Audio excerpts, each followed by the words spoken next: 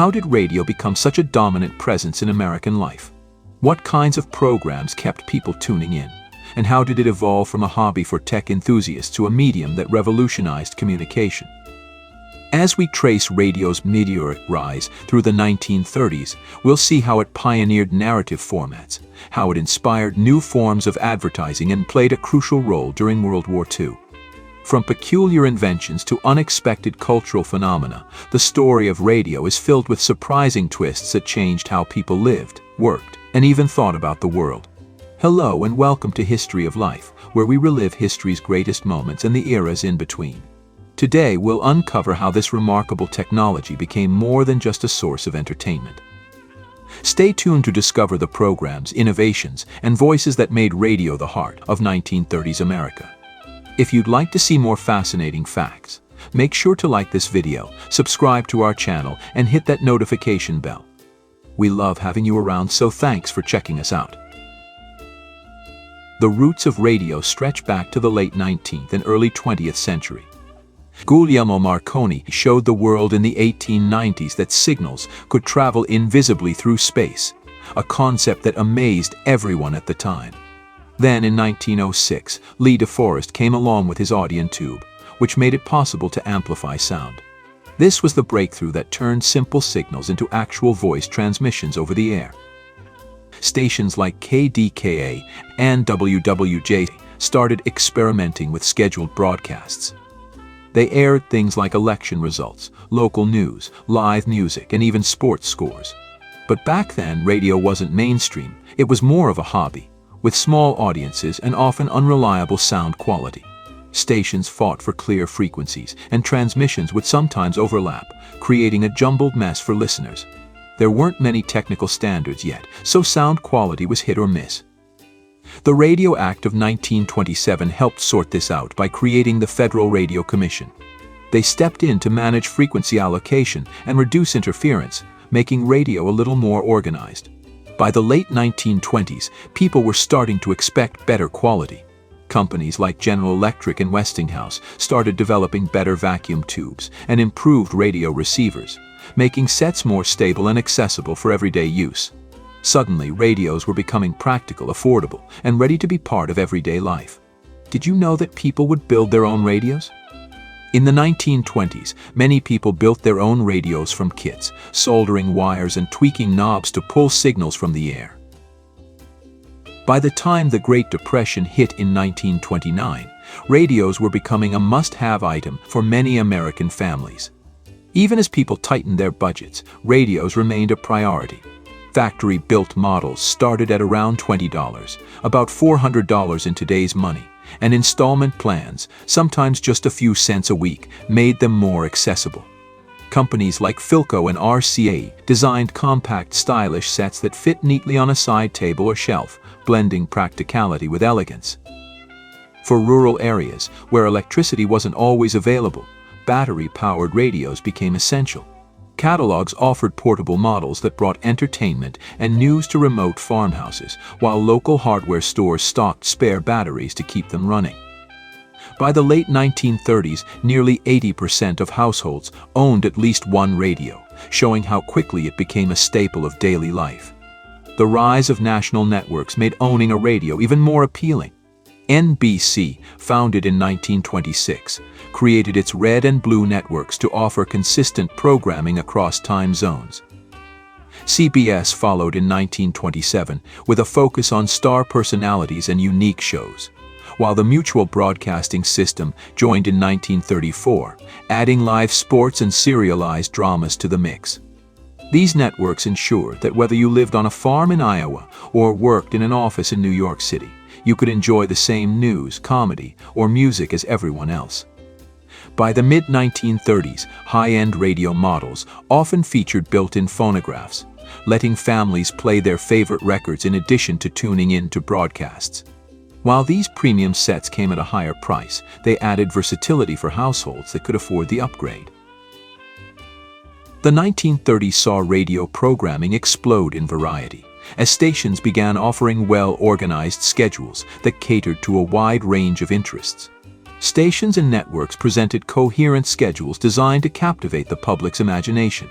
Serialized dramas became particularly popular, offering compelling storytelling for weekly listeners. The Shadow, debuting in 1930, and Gang Busters, debuting in 1935, were immersive soundscapes with creaking doors, gunshots, and moody organ music. Children's programming, such as Little Orphan Annie, premiering in 1930, encouraged young listeners to collect decoder rings and other items tied to the show, creating a new kind of interactive experience. Comedy programs like Amos and Andy became one of the most listened-to shows of the decade, with its humor drawing in an estimated 40 million listeners at its peak. Fibber McGee and Molly brought relatable domestic comedy into homes, while the Jack Benny program showcased a refined comedic style with its use of recurring jokes and subtle humor. Sound effects played a crucial role in bringing 1930s radio programs to life, immersing listeners in vivid, imagined worlds. Foley artists and sound technicians used everyday objects to create realistic effects. For example, coconuts were clapped together to mimic horse hooves and sheets of metal were shaken to simulate thunder. For dramatic productions like The Shadow or Gang Busters, creaking doors, gunshots, and footsteps were meticulously timed to enhance the tension and atmosphere. Comedy shows like Fibber McGee and Molly relied on sound effects for running gags, such as McGee's infamous closet bursting open with a cacophony of falling objects. Live sound effects were often performed in the studio during broadcasts, requiring skill and precision. These auditory details transformed simple scripts into rich, immersive experiences that captivated millions of listeners and brought stories vividly to life. Music programming provided audiences with access to live performances that might otherwise have been out of reach. Venues like the Cotton Club in New York often broadcast live big band music, introducing listeners to performers like Duke Ellington. Sports broadcasts flourished as announcers like Graham McNamee described every pitch, pass, and punch with vivid detail. Baseball's World Series, heavyweight boxing matches, and collegiate football championships found eager national audiences, making athletes like Babe Ruth a household name. Programs like the American School of the Air offered structured lessons directly into elementary and secondary classrooms.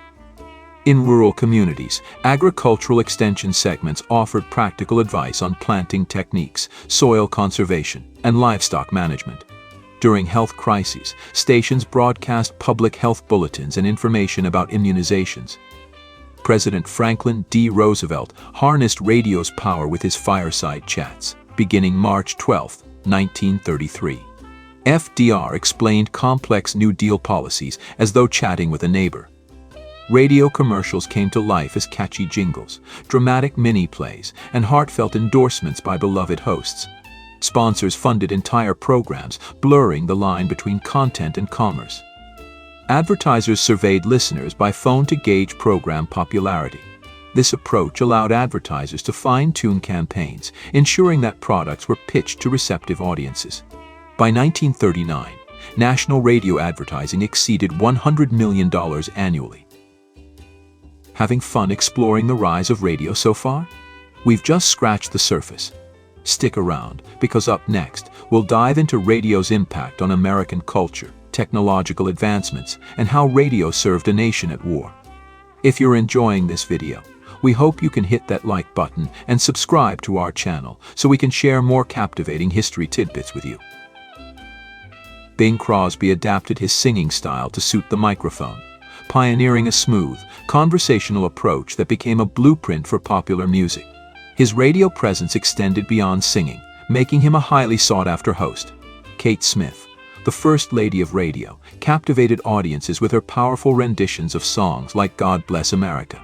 Her program, The Kate Smith Hour, consistently drew millions of listeners, cementing her as a household name. Rudy Vallée, one of the first radio superstars, combined his tenor voice with a sharp hosting style on the Fleischmann's Yeast Hour. He introduced the sponsor spotlight, dedicating parts of his show to advertisers, a practice that would shape radio for years to come. Radio also helped standardize American English, with radio announcers shaping accents. Radio voice became a standard for clear, neutral pronunciation, influencing how Americans spoke. Behind the mic, the industry relied on skilled teams to bring broadcasts to life. The American Federation of Radio Artists, founded in 1937, fought for fair wages and better protections for performers. Engineers and scriptwriters became indispensable, as advancements in technology required increasingly sophisticated equipment and expertise. Edwin Howard Armstrong's development of frequency modulation in the early part of the decade was a breakthrough. FM offered static-free signals and richer sound quality compared to the widely used AM, but it didn't really gain popularity until after World War II. Station owners also explored shortwave transmissions, enabling listeners to pick up foreign broadcasts and gain first-hand insight into Europe's escalating political tensions. Car radios were introduced widely by mid-decade. But before car radios became common, some early enthusiasts wired their own systems into cars. News coverage also evolved rapidly. High-profile events like the Hindenburg disaster in 1937 showed that radio could deliver breaking news with immediacy newspapers could not match. Directional antennas helped broadcasters focus their signals and reduce interference. This helped broadcasters improve their reach and quality in specific areas, particularly rural regions. The Federal Communications Commission, formed in 1934, set up a more structured system to manage radio frequencies. The FCC ensured fair use of airwaves, stopping big companies from monopolizing radio and setting the stage for more diverse programming by holding public hearings, allowing citizens, educators, and civic groups to voice complaints and suggest improvements. On October 30, 1938, Orson Welles and the Mercury Theatre on the Air presented a now legendary adaptation of H.G. Wells's The War of the Worlds. Framed as a series of realistic news bulletins interrupting a musical program, the broadcast featured urgent announcers and convincing sound effects portraying an alien invasion in New Jersey. It caused some listeners to believe an alien invasion was happening. The broadcast's realism tapped into a public already on edge from escalating global tensions. While reports of mass hysteria were exaggerated, it remains one of the most famous examples of radio's power. Correspondents like Edward R. Murrow broadcast live from European capitals, covering key moments such as the German invasion of Poland in 1939. Navigating challenges like censorship and language barriers, journalists used radio's immediacy to provide timely and detailed updates. These practices laid the groundwork for radio's critical role in World War II reporting, where live broadcasts would become essential for keeping the public informed. When Germany invaded Poland, marking the start of World War II in Europe, radio quickly adapted to meet the needs of a country on the brink of global conflict. News broadcasts delivered immediate updates on diplomatic negotiations, military movements, and government policies. Broadcasters would send correspondents such as Edward R. Murrow, William Shirer, and Eric Sevareid to report from war zones.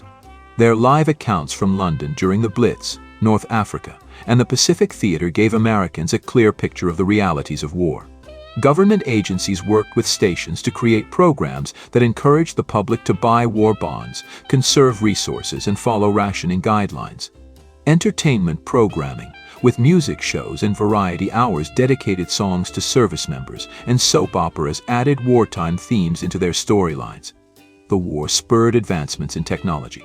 Shortwave transmissions improved international communication, and portable receivers became critical for soldiers in the field. Innovations in recording techniques, microphones, and transmitters enhanced sound quality and production standards. After the war, programs focused on rebuilding, with broadcasts offering guidance on issues like housing, employment, and veterans' education. Many of the ideas and innovations from the 30s shaped media as we know it today. Serialized dramas influenced the structure of TV shows and even modern streaming series. Advertisers experimented with sponsorships and targeted messaging, creating techniques that are still core to marketing. Even the idea of a familiar host or voice guiding audiences through news or entertainment started here and evolved into talk shows, podcasts, and 24-hour news formats. It's easy to see the roots of today's media in what started during radio's golden age. From serialized dramas and live music to presidential addresses and sports coverage, radio became a reliable go-to for information and leisure. If you could tune in to one program from the 1930s, would you choose a gripping drama, a comedy show, or live music? Thank you for watching History of Life. We hope you enjoyed this trip down memory lane. Here at History of Life, we're always striving for perfection. Do you have any feedback on how we can improve? Do let us know in the comments section. And stay tuned, because next time we'll be diving into another incredible chapter of the past. Like this video and subscribe to our channel to watch more videos like this. And don't forget to hit that notification bell to know when the next one comes out.